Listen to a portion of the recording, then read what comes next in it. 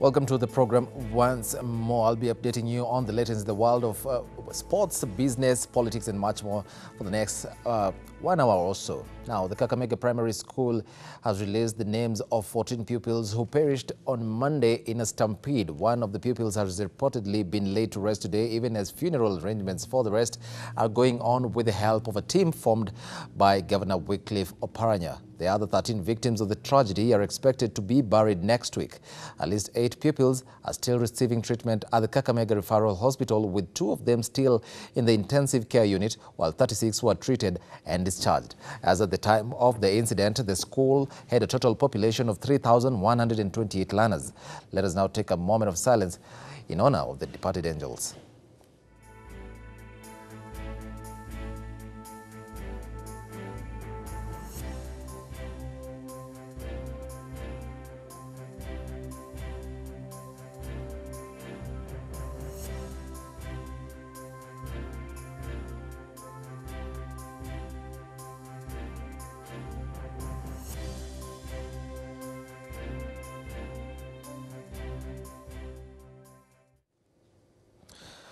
Well, now, moving on, as Kenyans mourn departed retired President Daniel Arap Moi, a group of Kenyans who suffered under the leadership of the former president are still held back by the pain of what they went through at the hands of officials linked with Moi, who ruled the country with an iron fist for at least 24 years. Have a look.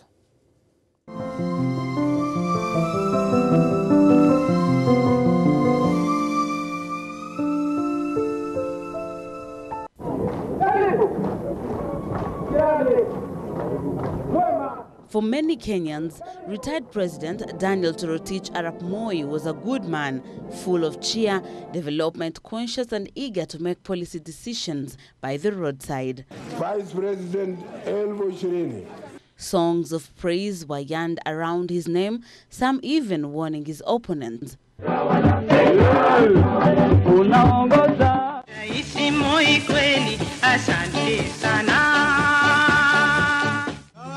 Wa Kenya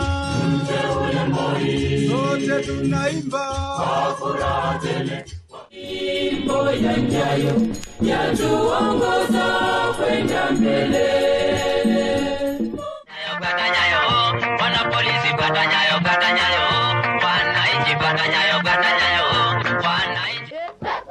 Shambani wanyayo na zilimwe.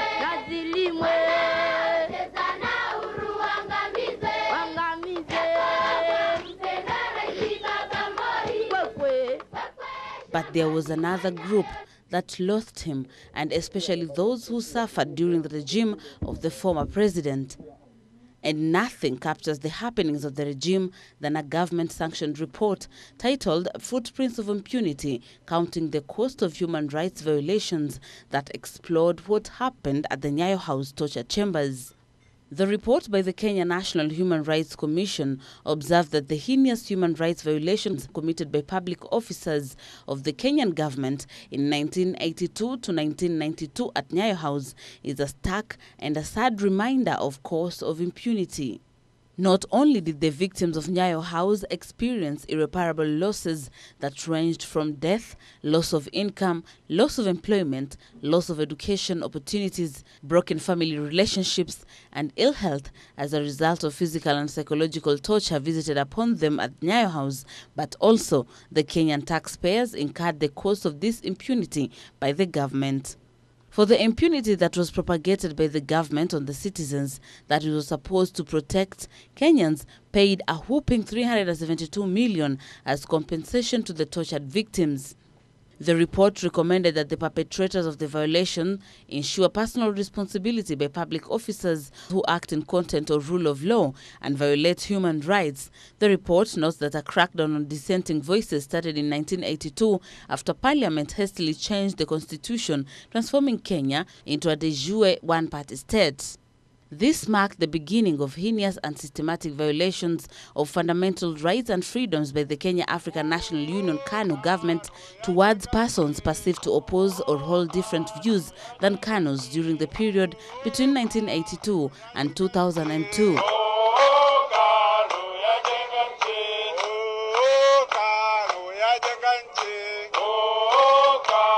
Among the people who suffered under the regime of the former President Moi and were compensated by the courts include prominent Kenyans like Gitobu Manyara, Koigi Wamwere, Odwor Ongwen, Wafula Buke, Gacheche Wamiano, Lumumba Odenda, and the late Njuguna Mutonya, among others.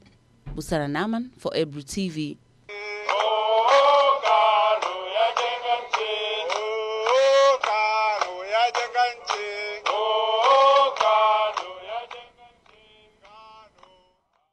Well, moving on, all rallies and public engagements pertaining to the Building Bridges initiative have now been postponed indefinitely in honor of the late former President Daniel Arap Moi. Mzee Moi died early yesterday morning at the Nairobi hospital, where he had been admitted since October 2019. The steering committee on the implementation of the Building Bridges Initiative report said it had postponed its validation hearing, which was scheduled to kick off today at KICC. The Yusuf Haji-led task force said the rescheduling is in honor of the late President Daniel Toroitich Arap Moi, who passed on yesterday. Joint Secretary Paul Mwangi said the team led by Garissa Senator Yusuf Haji will announce fresh dates for public engagement at a later date. Senator Kipchumba Murkomen, who is coordinating BBI rallies associated to Deputy President William Ruto, too said organizers have postponed a rally that was scheduled for Saturday in Nakuru until Moi's burial.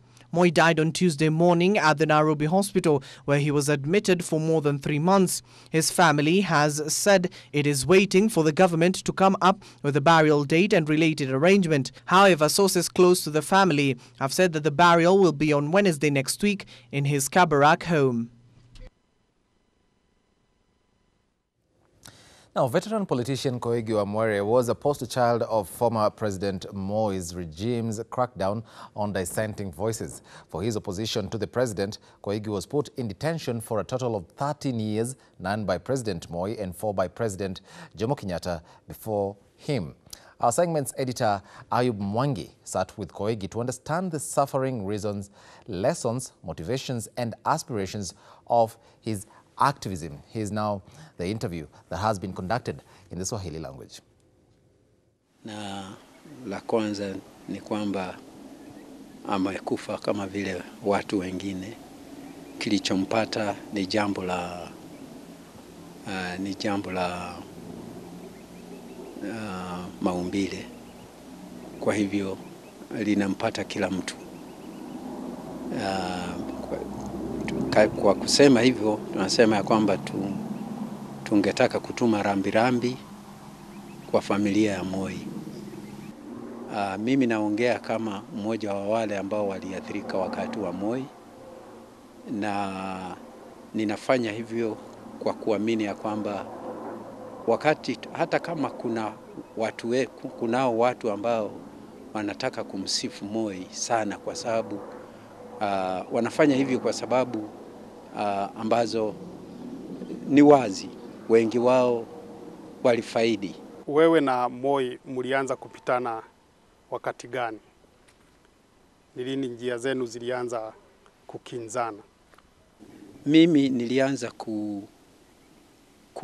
kutatizika na utawala wa Moi wakati nilielewa vizuri ya kwamba Moi alikuwa mfalme ambaye hakujali kwenda uchi na ambaye hakutaka kuambiwa na yeyote ya kwamba mfalme yuko uchi, tafadhali valia nguo.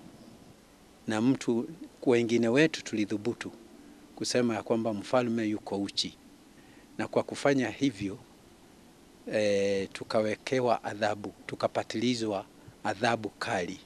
Pengine unaweza kutupatia taswira kamili ya mambo ambayo uliyapitia chini ya mikono ya Moi? Kwanza, mtu alipopelekwa kizuizini, shida yake ya kwanza ni kwamba hakupewa maelezo ni kwa nini alikuwa anachukuliwa na polisi, kwa nini hakuwa akipelekwa mahakamani na kufanyiwa mashtaka, na kwa nini hakutambuliwa atakaa kizuizini kwa muda gani. Sana sana polisi waliokuwa wanatekeleza kizuizi au kifungo walikuwa wanahakikisha kwamba hujui ni lini utakapotoka jela, na kutojua kulikuwa ni aina fulani ya mateso, kwa sababu mtu akiwa kizuizini kilichomfanya astahamili uzito wa kizuizi ni imani ya kwamba nitakwenda nyumbani tarehe fulani. Sasa kama huambiwi utakwenda nyumbani tarehe gani, ni kama wewe ni mfungwa wa maisha, ni kama wewe ni mfungwa umehukumiwa kufa. Yaani hujui kama utakufia jela au utakufia nyumbani, kwa sababu hujui ni lini utakapokwenda nyumbani. Mtu alilazimishwa kuweka saini hati ya kuzuiliwa. Mtu alifungwa, kawaida mtu alikuwa anafungwa na kitambaa macho. Ukiwa umefungwa unatembezwa na mwishowe unakwenda kufunguliwa kitambaa chako katika gereza ambalo lilikuwa sasa na gereza lingine ndani yake. Koigi, Uganda na kesi ya bunduki, labda unaweza tufafanulia kidogo ni nini ambacho kiliweza kuendelea? Ndio, nilisemekana ya kwamba nilikuwa Uganda. Wakati nimepata tisho ya kwamba nisipoondoka au nisipoacha upinzani nitapondwa kama chawa au kunguni. Nilipopata tisho hilo, niliamua ya kwamba hakuna ubingwa katika kusubiri mpaka ukauawa na watu ambao walikuwa wamemuua JM. Kuna zile nywele ambazo ulikuwa umefuga za rasta, aina ya rasta. Ni story kamili ya kuhusu hizi nywele ilikuwa ni gani? Unajua hizo nywele kwanza sikuwa nazo, kwa sababu sikuwa na, kusema kweli nilikuwa mtu aliyependa kuvalia, aliyependa uhuru wa kuvalia. Lakini wakati wamenishika sikuwa na nywele ndefu, nilikuwa na nywele za kawaida tu. Lakini wakati tulipopelekwa Kamiti Block G,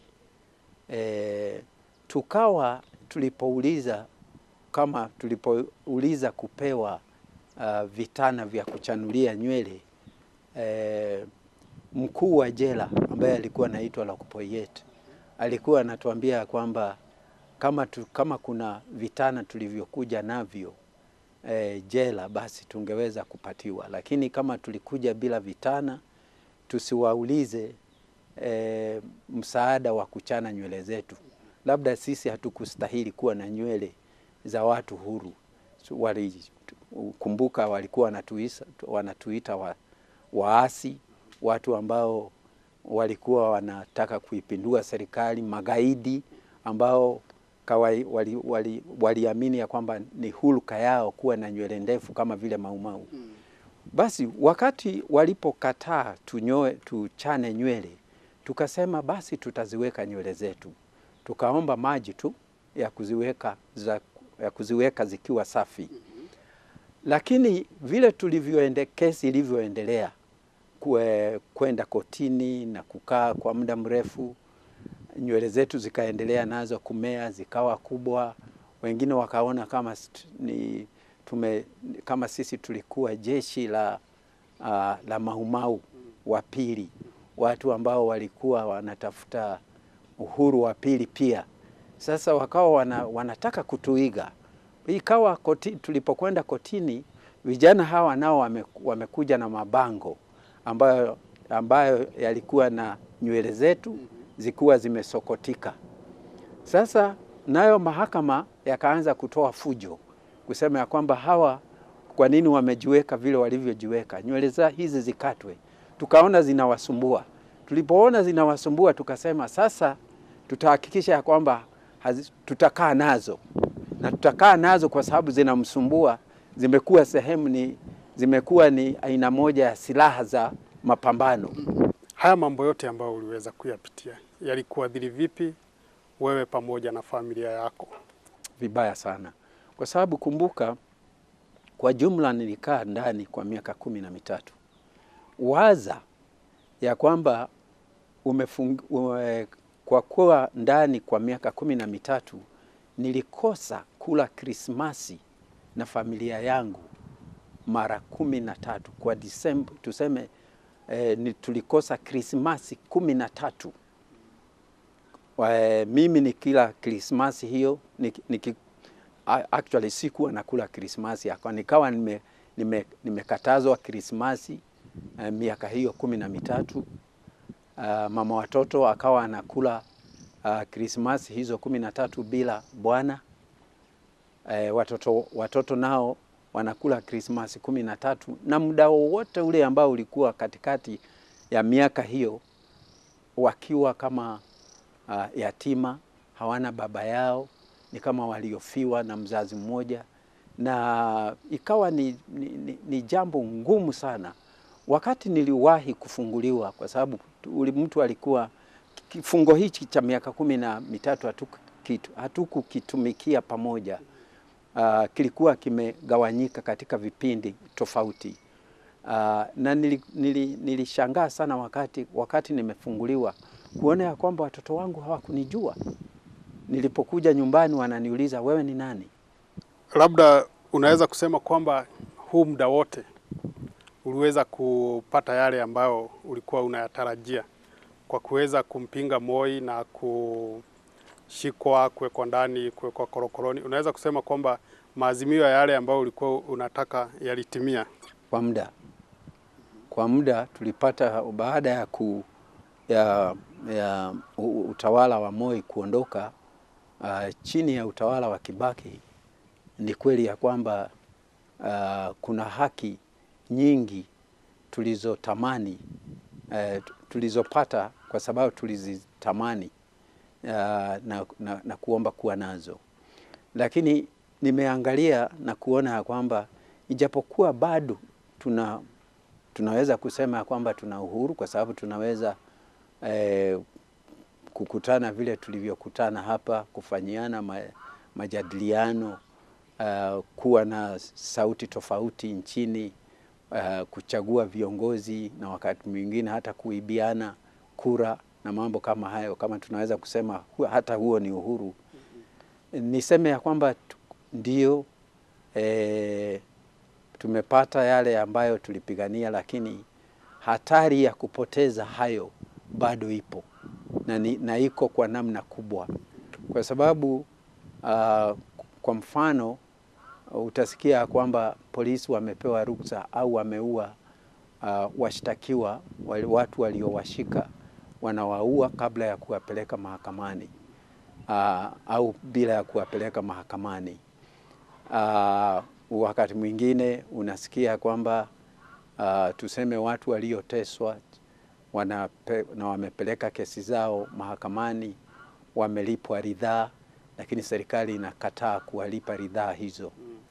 Rais Uhuru Kenyatta na naibu wake William Ruto wanaweza jifundisha nini kutokana na uongozi wa Moi?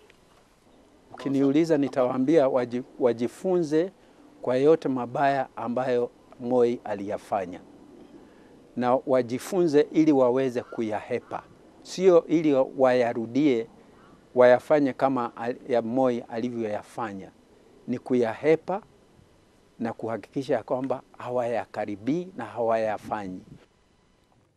Well, that was our segment editor Ayub Mwangi having a chat with Koigi Wamwere, who says he's the poster child of the Moi government's regime that he says or alleges cracked down on dissidents. Now, moving on, the death of retired President Daniel Arap Moi has rekindled fond memories on how he restyled political events and commercial activities in Nakuru. Many Kenyans remember how the whole country will flock here to grace the New Year Eve, which Moi hosted at the State House Nakuru, and how the country's fourth largest town repositioned itself as the hotbed of Kenya's politics. What most countrymen do not know is that the man who led the country for a record of 24 years kicked off his long haul to the helm from a humble two-bedroomed house with his wife Lina and children on the ground floor of Delamere Flats, which were then owned by the defunct Municipal Council of Nakuru. George Chemirmir, whose father Edward Chemirmir was a close friend of the president, recalls a favorite spot in the living room where a seat was reserved for Moi. Jua sana na tulishi miaka mingi kama familia, walienda na shule pamoja na babangu. They were very close friends kabisa. Walitembea mingi sana kwenda shule ya Kapsat. It was the senior Chemirmir who taught Moi how to drive. He later acquired a Land Rover in the late 1950s. Ukile mimi najua sana, alimfunza kuendesha gari kutoka Ravine mpaka Naivasha. Kufika Naivasha akamwambia sasa tosha weenda sasa. It was here that the former head of state was named cabinet minister for home affairs in 1963 by President Jomo Kenyatta. Having enrolled his children at the nearby St. Joseph Primary School where they mingled with those of ordinary Kenyans, he decided against shifting residence to Nairobi with his family. In an obvious acknowledgement to Moi's stay in the early 1960s, the iron-roofed building has fittingly been named Old Moi Flats, and a new estate built recently in the area has been named New Moi Flats. Hii nyumba hapa ndio mzee mstaafu Daniel Toroitich Moi alikuwa anaishi akiwa vice president. Na mimi nimekuwa nikiishi hapa. Babangu aliishi kwanza, alimwachia. Alafu sasa mimi nimewachiwa mimi. Former civic leader, the defunct Municipal Council of Nakuru, William Atinga, maintains that even then, Moi was a man of class, as very few Africans could afford to live in a two-bedroomed house, and that 180 shillings was very exorbitant. The estate is strategically situated 20 meters from Central Police Station, 300 meters from the former Rift Valley Provincial Headquarters, and directly opposite the then Provincial Police Headquarters. In the 1980s, with exit of majority of Asians, it was taken over by middle-class families who included senior civil servants and businessmen. The current occupant of Moi's house is Jane Teresa Marucha, a business lady who moved in the one-story house in 1987. Before her, it was occupied by her brother-in-law, the late James Masita, who worked as a manager with Elliott's Bakeries, then a subsidiary to the giant Unga Group. When she moved, the house rent was 750 shillings. Today, she pays 4,500 shillings. When he finally took over as head of state, it wasn't just New Year party that President Moi's presence jolted Nakuru, but all weekends throughout the year. As a result, every bed space in the town would be bought and reserved a week or two in advance, and anybody asking for a room on the eve of the day would find it a daunting task to find accommodation. Nakuru was the president's political base, which led to the rise of a powerful Nakuru Kanu branch that boasted the likes of Kariuki Chotara, Geoffrey Asanyo, Wilson Leitich of the Katafinger fame, and the current Bahati Member of Parliament Kimani Gunjiri. But long gone are the days when Nakuru politicians dominated the headlines, or when politicians used to hang around State House Nakuru. There is no more hurly-burly witness in the town over the weekends as convoys filled up petrol stations en route to former President Moi's Kabarak home. Born on September 2, 1924 in Kuriengo in Rift Valley, the retired president was orphaned at a tender age after his father, a herdsman, died when he was 4. Now, when former President Daniel Arap Moi took over the presidency in 1978, the task of steadying the Kenyan economy was firmly rested on his shoulders. There was much work to do for President Moi, who passed away in Nairobi yesterday because he had inherited an economy that was experiencing the side effects of the double oil shocks of 1973 and 1979, coupled with gross mismanagement of the coffee boom between 1976 and 1977. Have a look. These drawbacks dealt a blow to the average economic growth rate of about 6% that the country had registered within its first decade of independence under President Mzee Jomo Kenyatta. The task was therefore well cut out for Moi to steady the ship and place the economy back on the right trajectory. All did not, however, go well for his administration. In a case study on Kenya's growth performance, the economy never fully recovered from these shocks, and the redistributive policies of the Moi era with each recovery from an exogenous shock weaker than the preceding one. This is despite the implementation of substantial donor-driven reforms in the 1980s and 90s, covering nearly all sectors of the economy. Kenya's poor economic run was aggravated by a number of exogenous shocks in the early 1980s, which included the 1982 attempted coup by Kenya Air Force soldiers and a severe drought in 1983-1984. The country also experienced another biting drought in 1991 and 1992, followed by the extremely destructive El Nino rains in 1997-1998 and a major drought that led to power rationing in the year 2000. Reporting for Ebro TV, I'm Kaindo Stefano.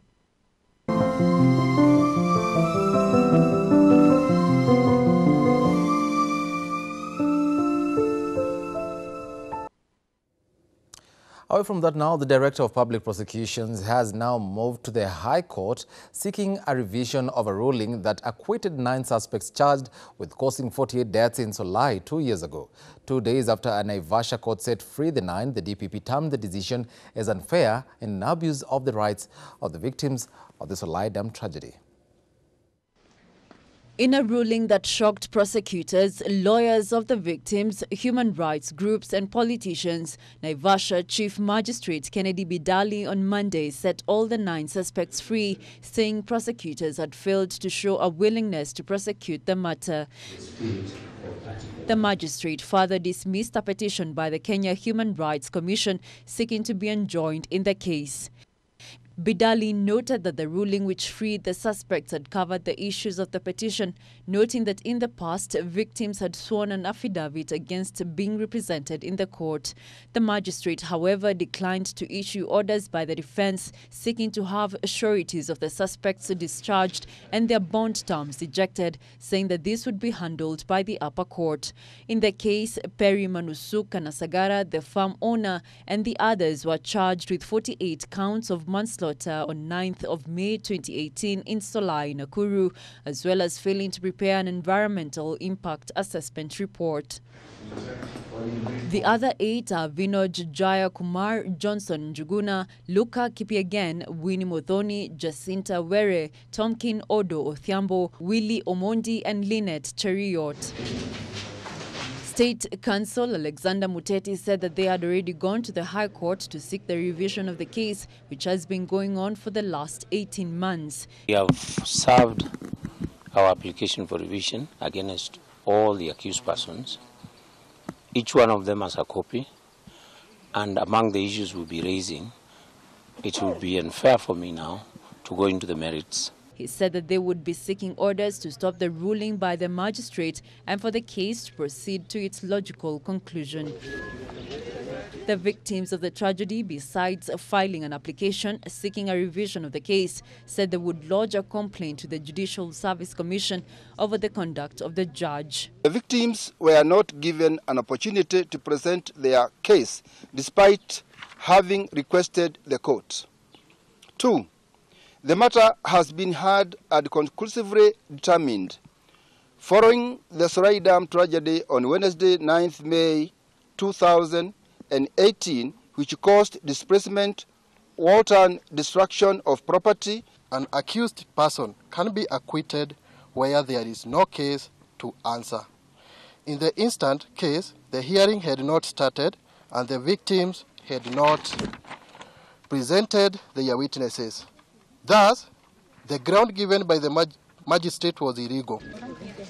Lawyers of the victims also said they will next week seek a review of the ruling, which they described as a travesty of justice. 48 people were killed in the May 9th, 2018 tragedy and hundreds displaced by raging waters from the dam.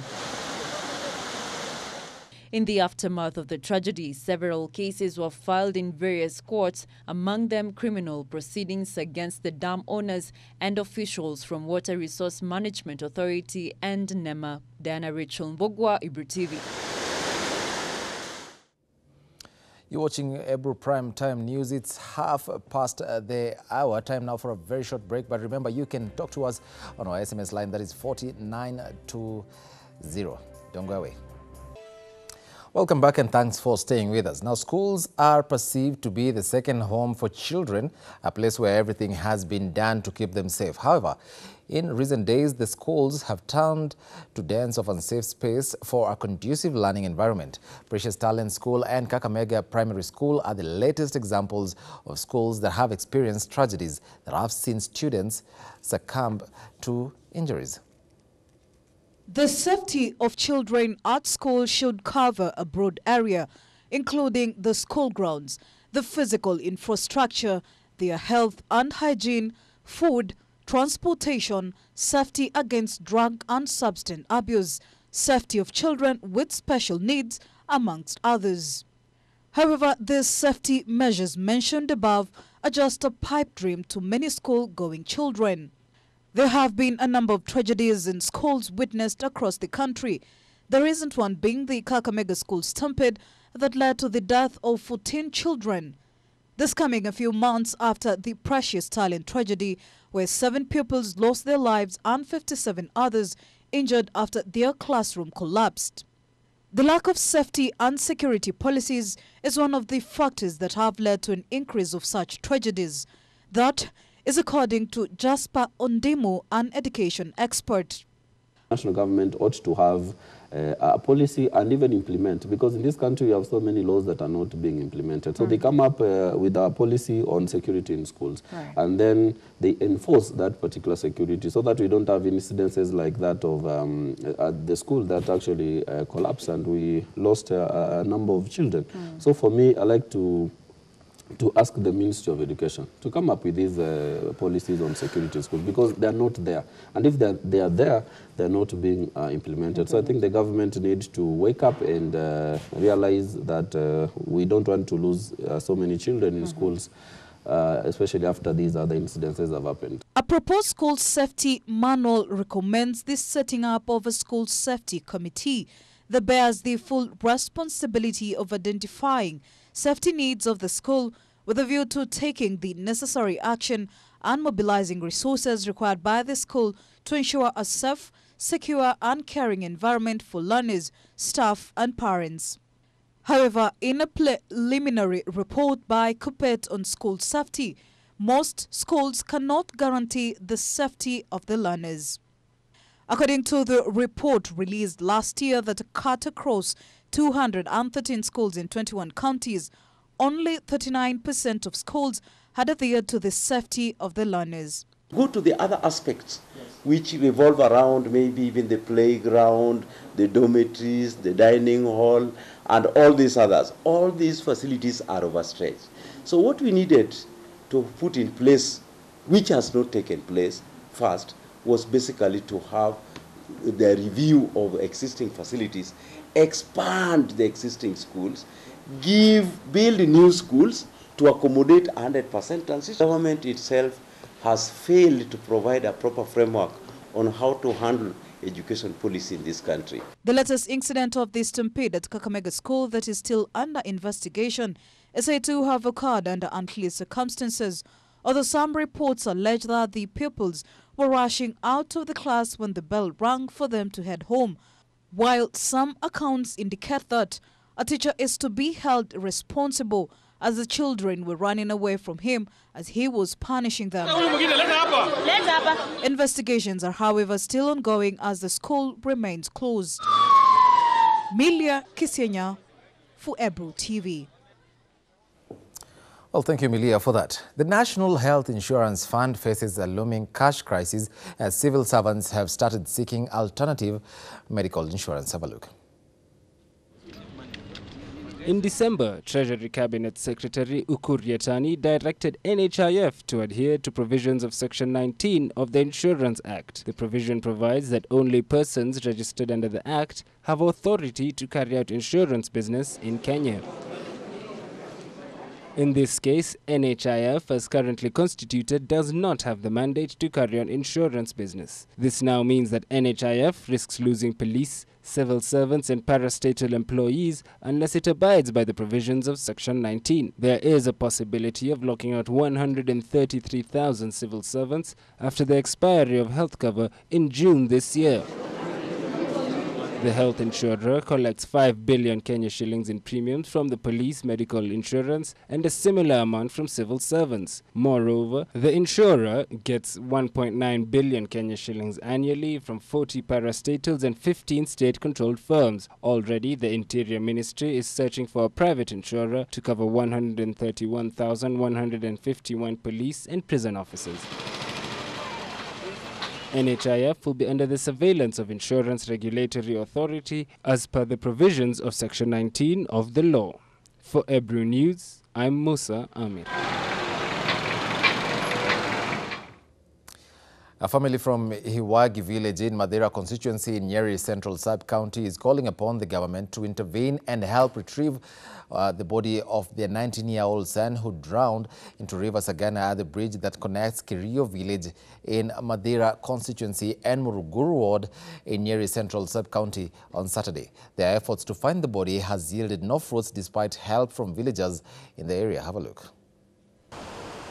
Bernard Mohoro, who was expected to join college this year after completing his KCSE exams last year, met his death on Saturday evening when he was trying to cross the ramshackled bridge and accidentally slipped into the waters of River Sagana about 3 meters from the Kirurumo waterfalls. According to a relative, Grace Murugi from Ihwagi village in Mathira constituency, where the deceased hailed, said he had gone to visit an aunt with his friends when the tragedy occurred. Niko na ushugu sana na kilio kigi sababu walikuja watoto wengi kutembea hapa ili waone hii mto, na wakati wale wengine walifuka, yeye alibaki nyuma, yeye ndiye alianguka akiwa wa nyuma. Sasa niko na huzuni sababu alianguka na mpaka wa leo hajapatikana.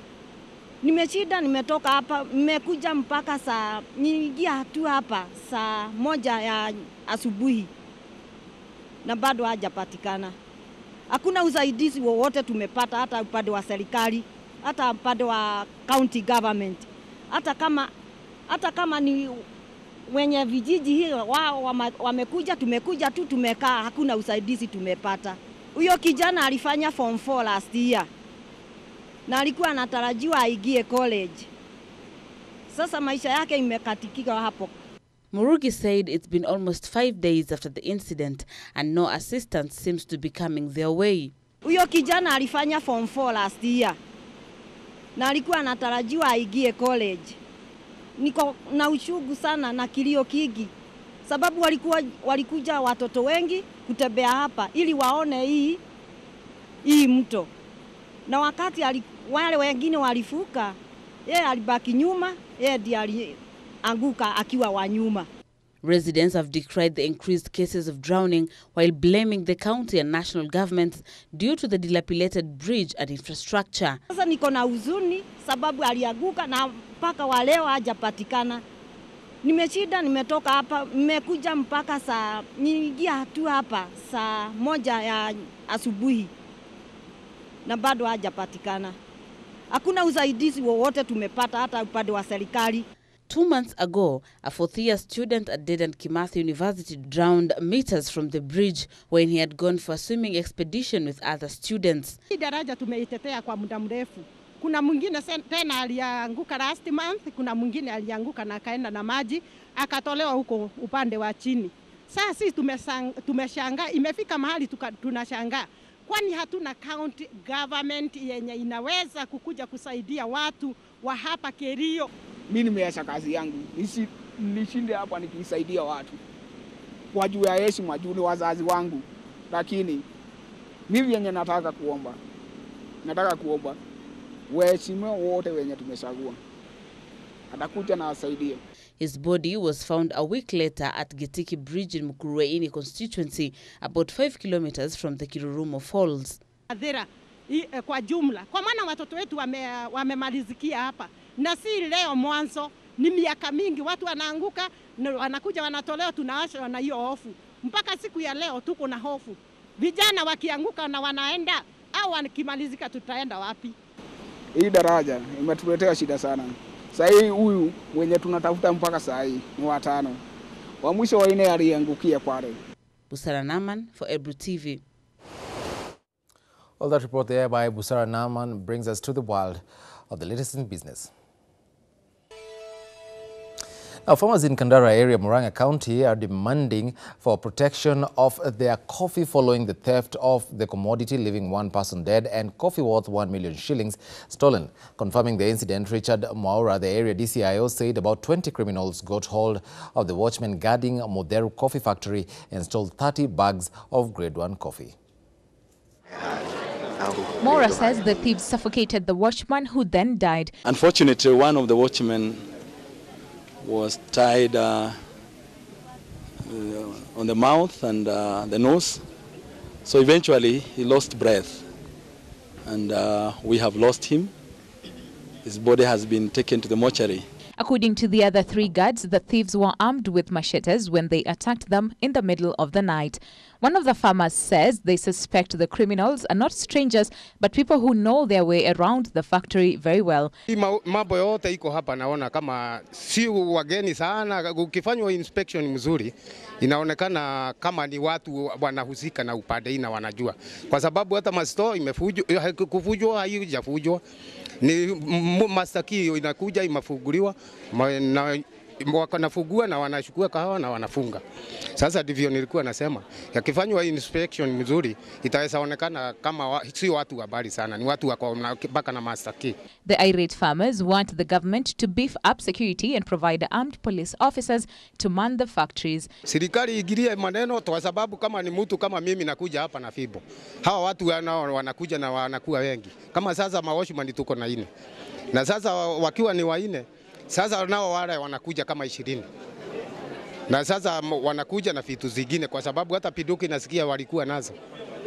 Kwa hivyo tunaomba serikali iwe ikijua kahawa vile itakuwa ikiangaliwa. The area DCIO, however, says Mutheru factory management has been urged to get police officers to guard the premise, especially during the harvesting period. But we are sending a message to all the coffee factory managers around that when the coffee berries are ready for packaging, they should ask for police protection. We are ready to give them police officers 24 hours in the 7 days in a week with no charges. Investigations into the incident have begun. The body of the deceased was taken to a nearby mortuary. Winnie Lubembe for Ebru TV. Moving on, you will now be able to easily access information on building permits and planning approvals in various counties through a website whose aim is to promote transparency in the construction sector, which will ultimately lead to increased investment in the construction sector, reduce corruption, and investors in better and faster decision-making. Kaindo Stefano with more.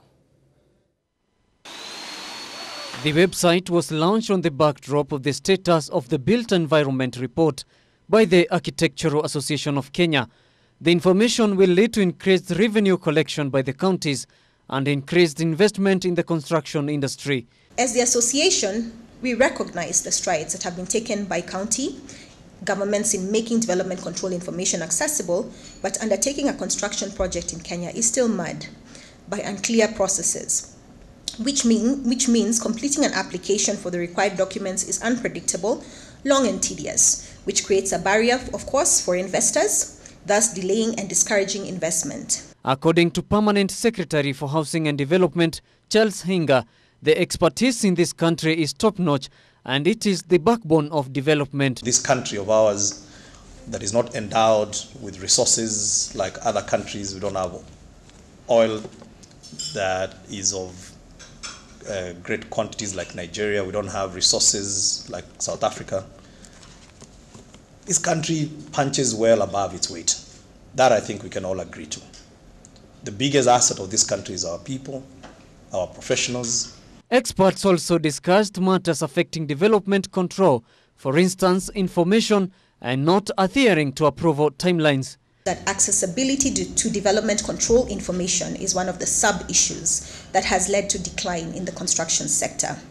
Lack of adequate information and lack of adherence to approval timelines, as stated at the counties on the websites, not only delay investment but also discourages it. In response to the issue raised by AAK, the Housing and Urban Development Permanent Secretary Charles Mwaura Hinga lauded the initiative by AAK and said that he will establish a technical working committee before the end of this month to look into development control issues, including ensuring that the public has access to information. He expounded on how experts view Kenya, housing sector and other investments. I had a chance to interact with a lot of investors in London, and I was very surprised with how much respect they have for this country.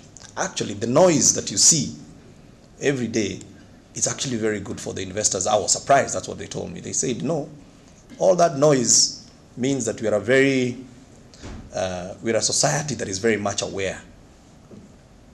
We're a democracy that is vibrant. And that is good for investors. The report cites Nairobi County as an example of the importance of making development control information accessible, including the adherence to turnaround times in the approval process as stated on the website. Every month that goes by without deploying that capital, the bank is not sitting there and saying, hey, I understand you've not received your approvals. No. They layer interest. Reporting for Ebro TV, I'm Kaindo Stefano. Well, now let's head to the world of sports. Athletics Kenya has postponed this weekend's National Cross Country Championship, which had been scheduled for Saturday at the Uhuru Gardens to join Kenyans in mourning the death of former President Daniel Arap Moi. AK says the decision was made after President Uhuru Kenyatta declared a period of national mourning for the former head of state. The championship, which was to be used to select the Kenyan team for the African Cross Country Championship in Togo on April 8th, will now be held on February 15th, with the venue yet to be confirmed.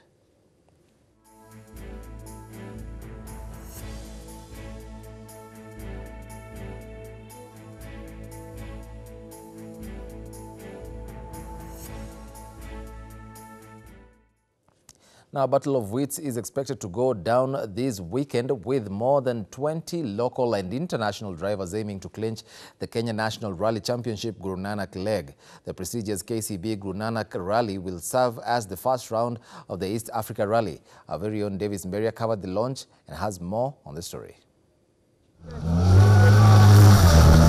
With less than 4 months left to the famous WRC Safari Kenya, all preparations are in the right gear.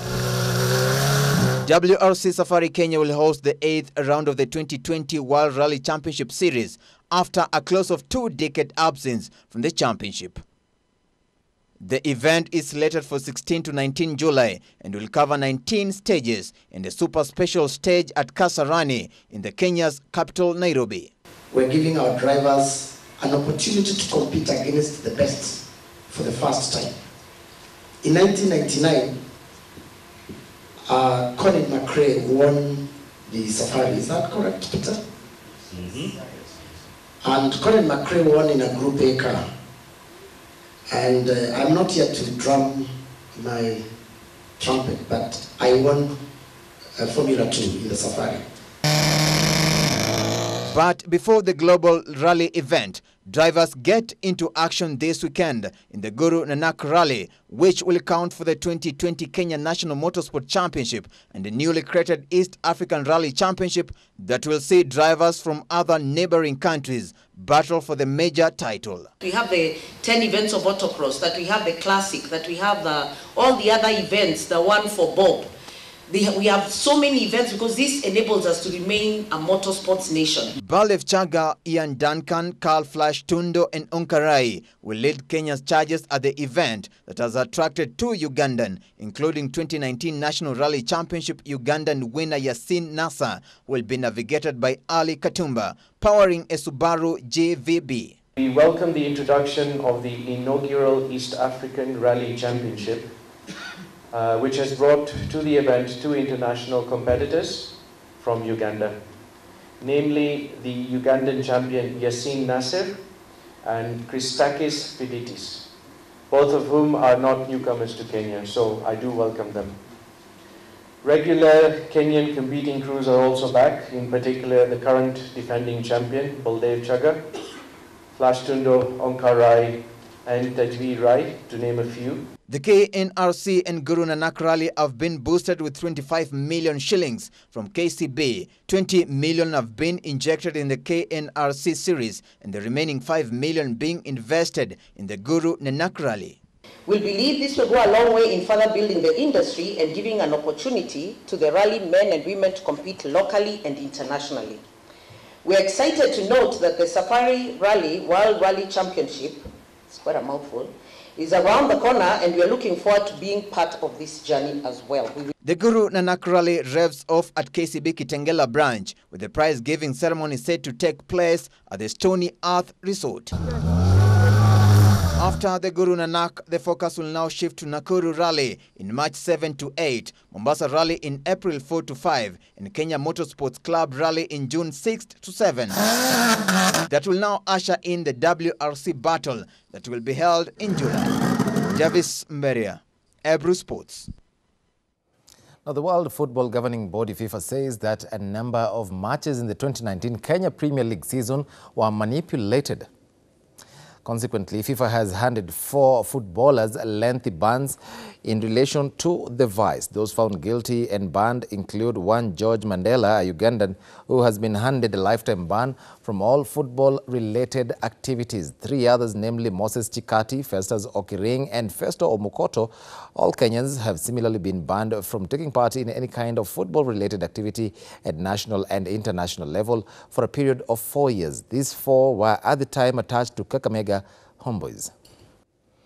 Well, that's all we had for you on this 5th day of February 2020. On behalf of everyone who has made this a success, thank you so much for watching. But don't go away, because we do have some very interesting programming just for you right after this broadcast. My name is Mnene. Keep safe.